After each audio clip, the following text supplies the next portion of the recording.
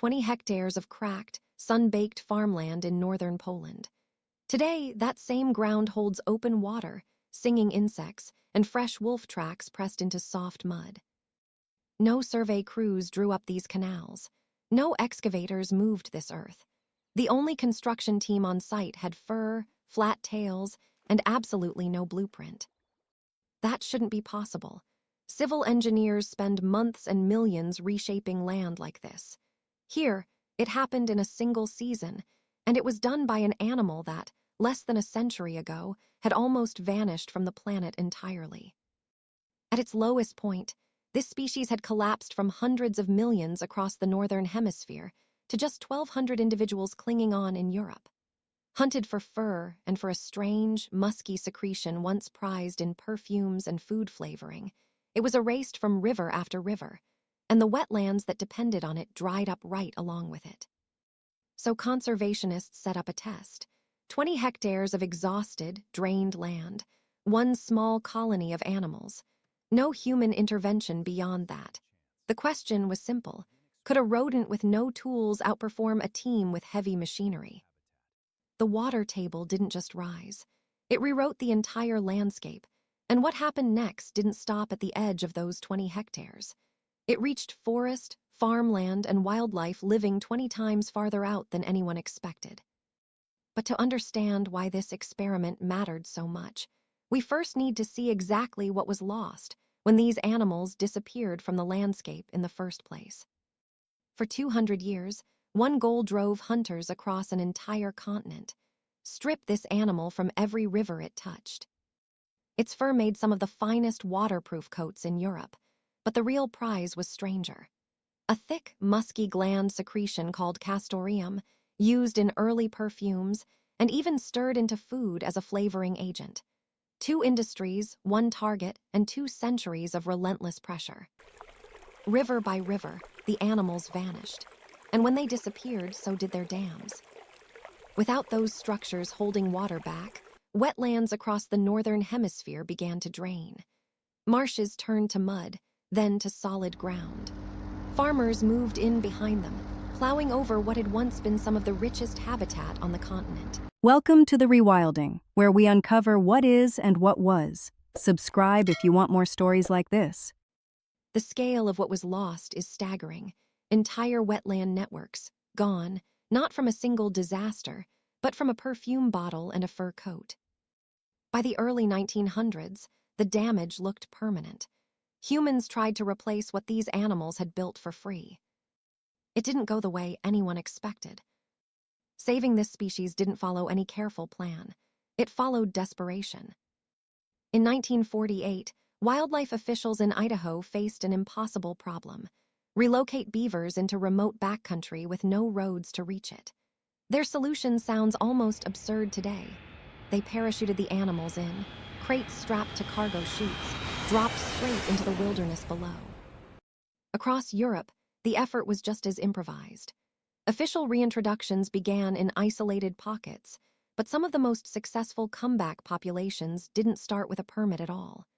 They started with unofficial, unsanctioned releases, animals set loose by people acting without authorization, in defiance of the very agencies trying to manage the recovery. Authorities tried to shut those releases down. Instead, the colonies took hold and spread. The numbers tell the rest of the story. From a low of just 1,200 individuals, European populations climbed past 1.5 million. In Poland alone, the count pushed beyond 100,000 animals, reclaiming rivers that hadn't seen a dam in generations. The species was back, but recovery was only half the equation. The real question was just beginning to take shape. How does an animal with no tools, no training, and no blueprint outbuild a team of human engineers? Before a single branch is placed, the site gets scouted.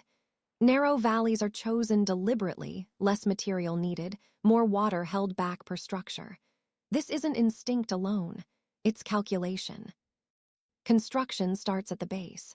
Mud, stone, and packed earth anchor the foundation directly into the streambed, giving the structure enough weight to resist the current before a single stick of timber goes on top. Then comes the detail that changes everything: the leak detection system. As the dam rises, running water finds gaps and escapes through them. The builders can hear it. They pack mud and branches directly against the sound, working section by section until the noise of flowing water disappears completely. When the sound stops, the seal is finished. The lodges are just as calculated. Entrances sit underwater, hidden from predators.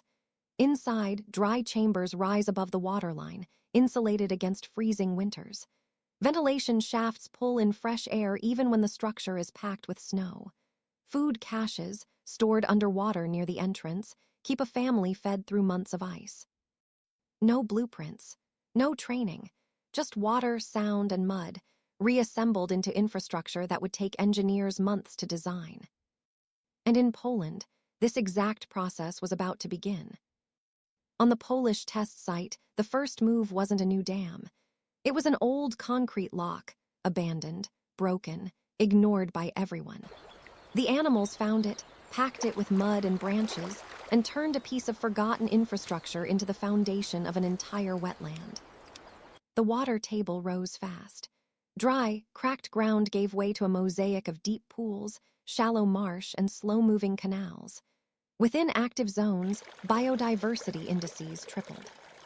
But that wasn't the biggest change. Insects arrived first, drawn to still water and rotting wood.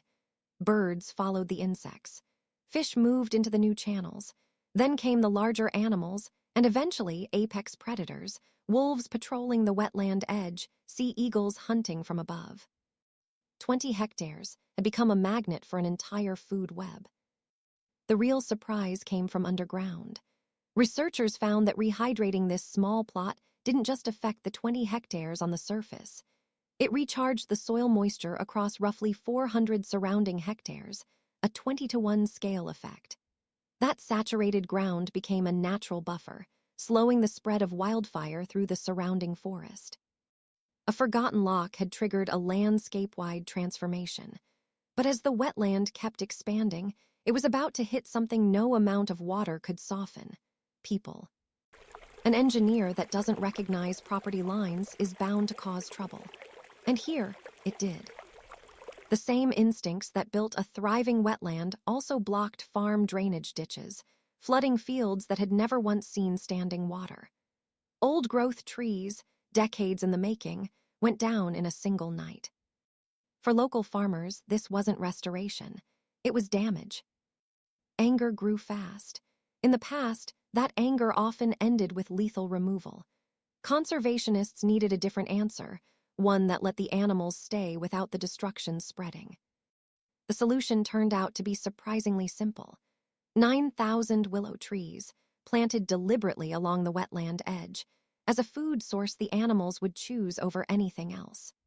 Willows regrow rapidly after being cut down, coppiced, in forestry terms, which meant an endless, renewable buffet that kept the animals away from irreplaceable old-growth hardwoods entirely. Where willows weren't enough, other tools stepped in. Non-toxic anti-bite compounds painted onto vulnerable trees, wire cages fitted around high-value trunks, and targeted electric fencing to protect the most sensitive farmland. The conflict didn't disappear, but it stopped being lethal.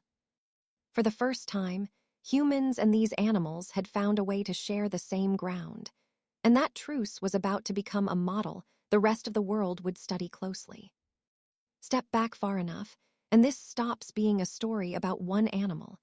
It becomes a story about what land does when given permission to repair itself. No engineering firm, no decades-long budget, no maintenance contract, just water allowed to move where it wanted to move again.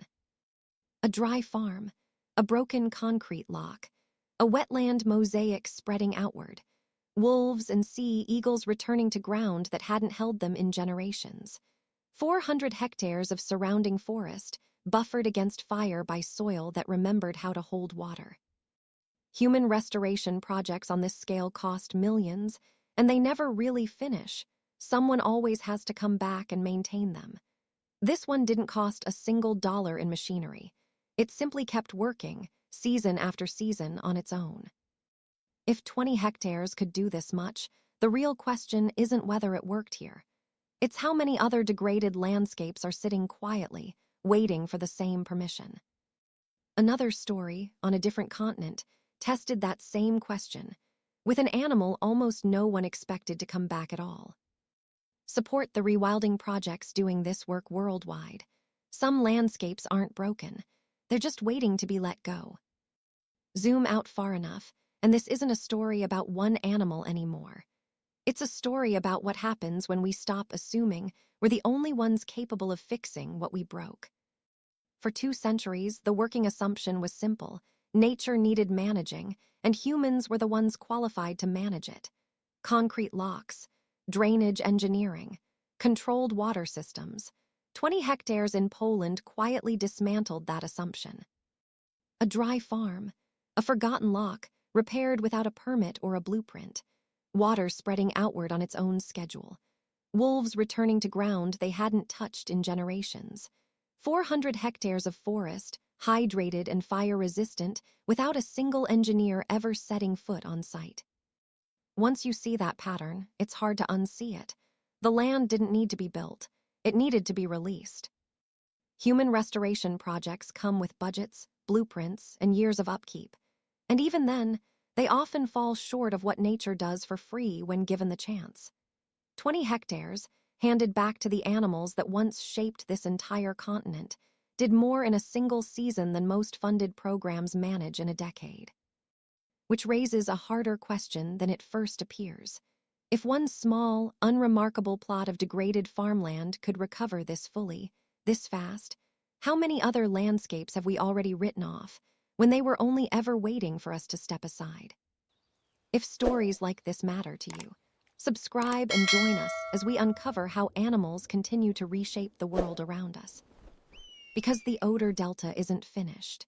And elsewhere, on a different continent, another species written off as gone for good was quietly proving the same thing all over again.